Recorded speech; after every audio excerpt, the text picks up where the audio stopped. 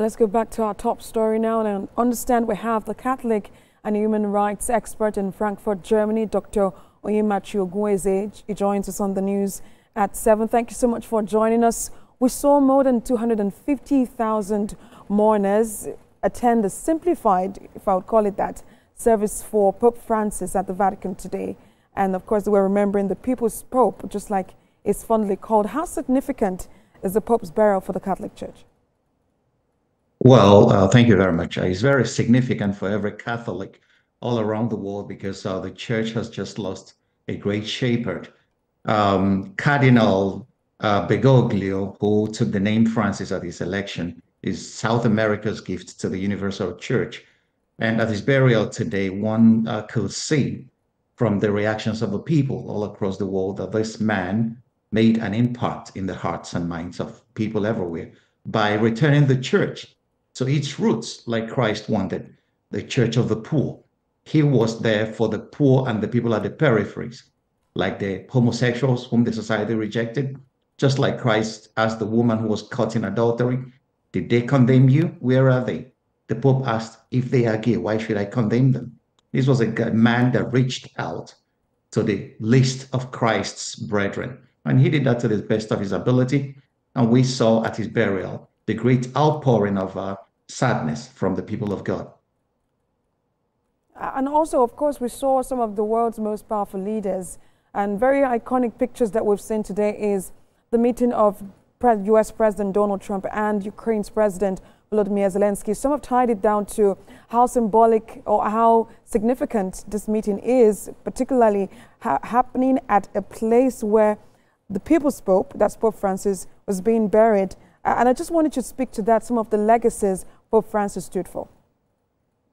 Well, Pope Francis is a man of peace, and then he has always urged for peace among people. And one of his greatest sayings is that war is a failure of all of us. War is a failure of human rationality. And he has always urged and exalted that Ukraine and the Russians and the West should make peace.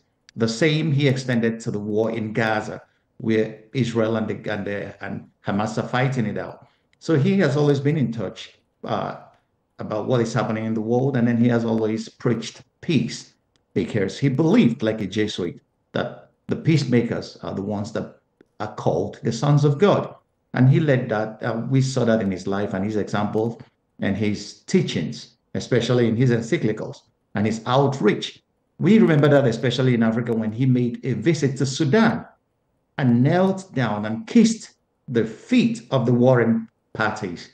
It was a very significant moment, and we all should emulate that and then strive for peace in our world, in our neighborhoods. And so so Donald Trump and Zelensky meeting in Rome is quite significant. I hope and pray that it will lead to a new beginning for all the parties concerned in the war happening in Europe at this time.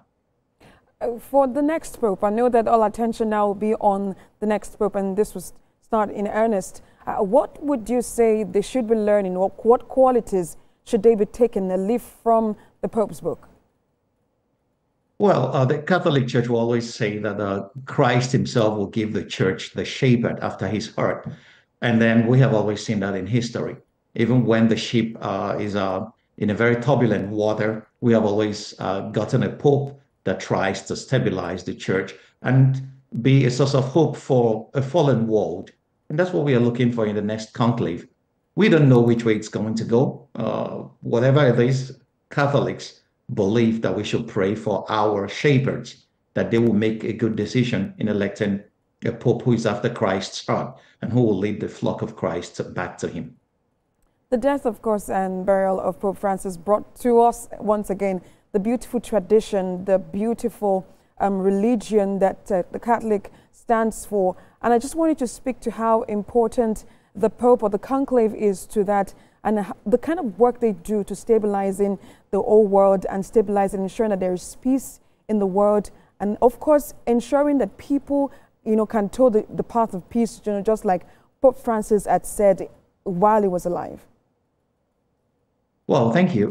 We saw beautiful. The Catholic Church is known for its organization, and we saw the solemnity of today's burial mass, and everything worked like clockwork. So in organization, the world should take a leaf from what the Catholics are doing. That is what was a beautiful ceremony. And we saw the Eastern Orthodox rites joining in the final commendation to the dead Pope. Like I said, the church, like Christ himself said, should be a light to the nations. And Francis tried to live that in his life. And he tried to be a pope of the poor, whom Christ called the least of his brothers. And he was buried in a simple man's tomb. He didn't want all the ornaments of his office. He said, just bury me without all this paraphernalia, because he believed, like Francis, whose name he took, that the church should belong to the poor. And blessed should be the peacemakers. One of the great prayers of St. Francis is, Lord, grant me this serenity to change the things I can, and the sincerity to accept the things I cannot change, and the wisdom to know the difference. I believe Francis lived that in his life. Of course, we would definitely miss a man like that. The Catholic and human rights expert in Frankfurt, Germany, Dr. Onyemaechi Ogbunwezeh, thank you so much for talking to us about this wonderful man. It's been my pleasure. Thank you very much.